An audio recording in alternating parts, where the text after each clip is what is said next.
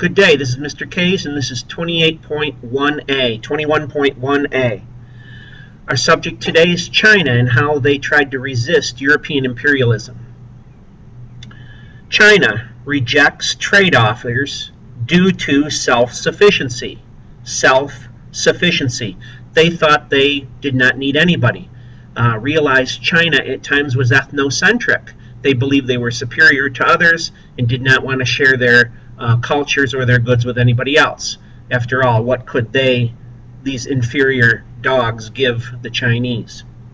Well, opium was imported from India to China. From India to China. And who are the dope dealers? Well, it's the prim and proper British who want to sell China something, and so it was opium.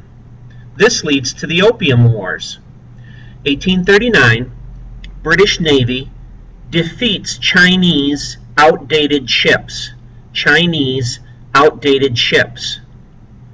They had wood and bamboo ships, and the British Navy was able to defeat them quite easily. In 1842, just 3 years later, the Treaty of Nanjing cedes Hong Kong to the British. They ceded Hong Kong to the British. What does that mean, cede? Well, it means that they gave over. So Hong Kong, which includes the mainland of China and some of its islands, were given to the British. It now becomes a British territory. And there you see extraterritorial rights. Britain, France, Germany negotiated with China extraterritoriality. That means there's an exemption of foreign residents from the laws of a country. It exempts foreign residents from the laws of a country. Quite literally, Europeans could get away with murder in China in these extraterritorial rights. That did not set well with the Chinese, and they were wondering why their rulers did not overthrow the Europeans. This leads to the Taiping Rebellion. The Taiping Rebellion.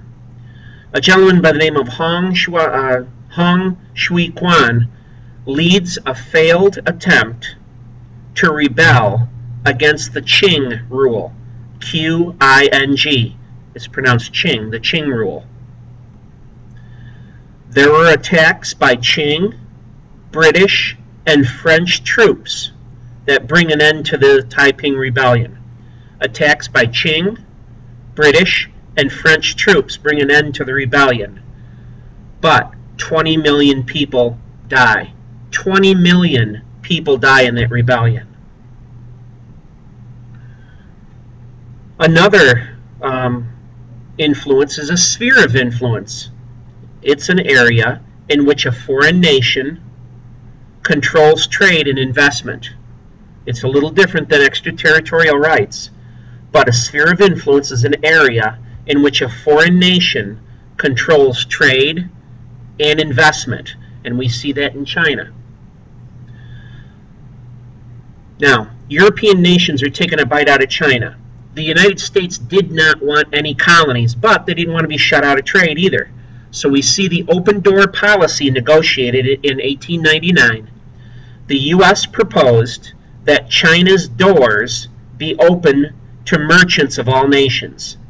The U.S. proposed that China's doors be open to merchants of all nations. And we will continue with the open door policy the next time we meet. Until then, this is Mr. K's 28.1a. See you down the road.